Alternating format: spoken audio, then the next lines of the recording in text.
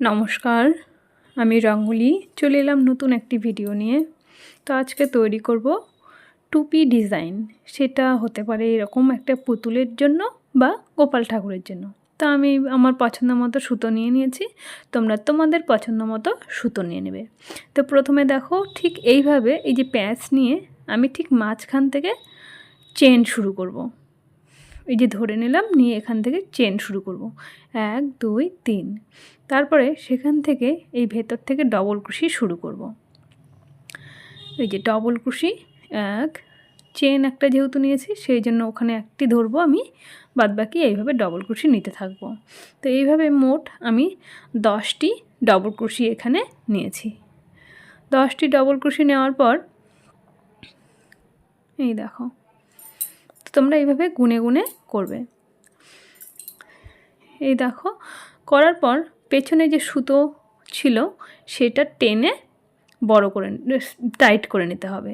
আর যেখান থেকে শুরু করেছিলাম চেন, ঠিক 3টি চেন নিয়েছিলাম, সেইখানে গিয়ে জয়েন করতে হবে। তারপরে আমি এখানে আবার চেন করব।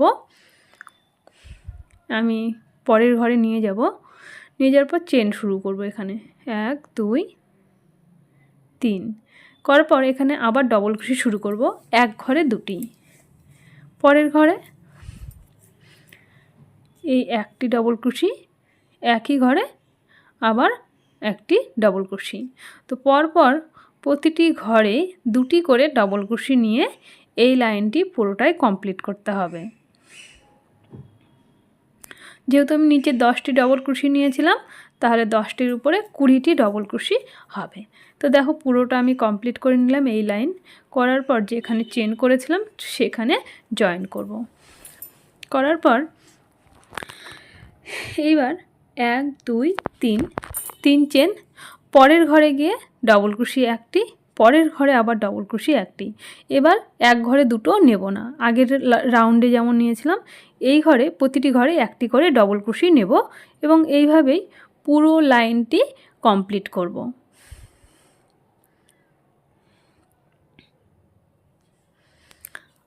তো দেখো আমি পুরোটা কমপ্লিট করে নিয়েছি। আবার যেখানে চেন সেখানে জয়েন করব। করার পর এই লাইনটি যেভাবে করলাম প্রতিটি ঘরে একটি করে ডবল ক্রোশি, সেম একইভাবে এই লাইনটি একইভাবে আবারও একটি ঘরে একটি করে ডবল ক্রোশি করে এই রাউন্ডটিও কমপ্লিট করতে হবে। দেখো আমার কথা বলতে বলতে পুরোটা হয়ে গিয়েছে। তারপরে যেখানে চেন শুরু করেছিলাম সেখানে আবার জয়েন করব। তো আমার মোটামুটি একটা মাপ আমি করে নিয়েছি। এবার এখান থেকে একটু ধারে ডিজাইন করব। এবার দেখো প্রথমে এক ঘরে দুটি ডবল ক্রোশি, তারপর দুটি চেন, তারপর যেখানে ডবল ক্রোশি নিয়েছিলাম তার থেকে দুটি সুতো ধরে একটি লক করে দিলাম। এই যে একটি ডবল ক্রোশি, আরও একটি ডবল ক্রোশি, এবার দুটি চেন নিয়ে নেব উপরে। সরি, এখানে আমি একটি নিয়ে ফেললাম। তো যাই হোক, পরের ঘরে আর একবার দেখে নাও। এই একটি ডবল ক্রোশি, 2 ডবল ক্রোশি, তারপরে দুটি চেন 1 2, এই যে দেখো সুতো এখান থেকে ডবল ক্রোশি নিয়েছিলাম সেখান থেকে দুটো সুতো ধরে এখানে লক করে দেব। আবার পরের ঘরে চলে যাব।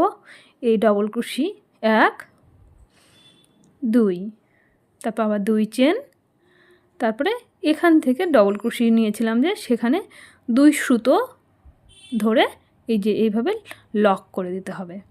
তো এইভাবে পরপর প্রতিটি ঘরে একইভাবে নিতে হবে। তো যাই হোক, আমি যেভাবে তৈরি করলাম আশা করি নিশ্চয়ই তোমরা বুঝতে পারছো আমি যেভাবে বুঝিয়ে দেওয়ার চেষ্টা করেছি। তো এইভাবে পুরো রাউন্ডটি কমপ্লিট করব। করে দেখো যেখানে শুরু করেছিলাম সেইখানে চলে এলাম, এসে জয়েন করে দেব।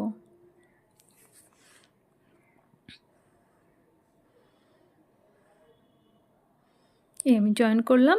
আর এক্সট্রা সুতো দেখো কেটে নেব। সুতো নেওয়ার পর যেটা এক্সট্রা সুতো থাকবে সেটা সুতোর ভেতরে ঢুকিয়ে নিতে হবে, নিয়ে আরও যেটা বেশি সুতো থাকবে সেটা কেটে দিতে হবে। তো দেখো খুব সহজেই অনেক কম সময়ের মধ্যে এই টুপিটি তৈরি করা যায়। তো এটা যে কোনো তোমাদের ঘরে পুতুল বলো বা গোপাল ঠাকুরের বলো, সবাইকেই সবার জন্য এই টুপিটি বানানো যায়, বা বড় বড় বাচ্চাদের জন্য এই টুপিটি একইভাবে তৈরি করা যায়। তো ভিডিওটি তোমাদের যদি ভালো লাগে অবশ্যই একটি কমেন্ট করে জানিও।